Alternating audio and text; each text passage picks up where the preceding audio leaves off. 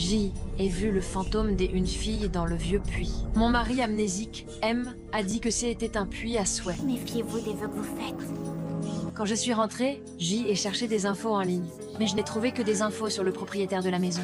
Et rien sur ce puits à souhait. La fille est réapparue la nuit. Il va se passer des choses horribles si vous approchez de ce puits. Alors j'ai retrouvé le professeur, et on est allé dans le vieux manoir chercher des indices. En entrant dans la maison, on a trouvé plein de poupées découpées. J'ai soupçonné que le tueur avait un goût pour le démembrement. En sortant de la maison, on avait un suspect, le fils de la veuve Agerman.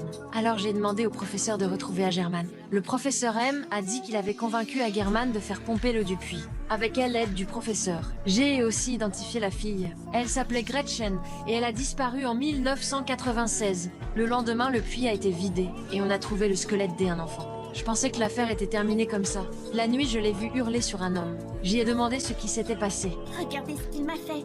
C'est lui qui m'a tué. Qui ça? Mon grand frère. Les mots de la fille m'ont laissé perdu. Je ne voulais pas croire que le garçon avait coupé sa sœur en morceaux. Mais le professeur a répondu que le frère avait peut-être tué sa sœur, mais qu'il ne l'avait sûrement pas démembrée.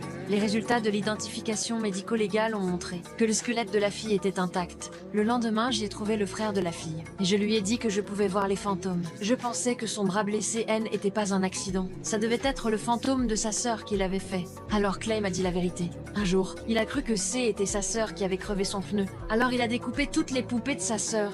Il a découvert que sa sœur avait écrit dans son carnet qu'elle souhaitait vivre la même chose que ses poupées. Alors il a fait semblant d'avoir le bras cassé quand sa sœur l'a vu. Elle a paniqué et a couru dehors, puis elle a disparu. Après ça, sa mère pleurait chaque nuit et lui vivait avec la culpabilité. Alors il a demandé de l'aider à découvrir la vérité. Je l'ai emmené au puits à souhait. Faites un vœu qui vous tient à cœur. Cachez le bien entre les pierres.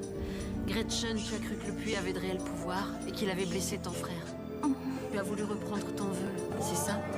J'arrivais pas à l'atteindre. Même si on donnait tout pour ça, on ne peut rien changer à ce qui s'est passé. Mais tu peux exaucer quand même un vœu. Tu peux aider ton frère à faire la paix avec lui-même. J'avais seulement envie d'être avec mon frère. J'étais tellement méchant avec toi. Toi aussi, t'étais un enfant. Vous lui direz que je l'aime et que je lui pardonne. C'est promis. Elle a enfin compris que ce n'était qu'un accident, aussi horrible soit-il.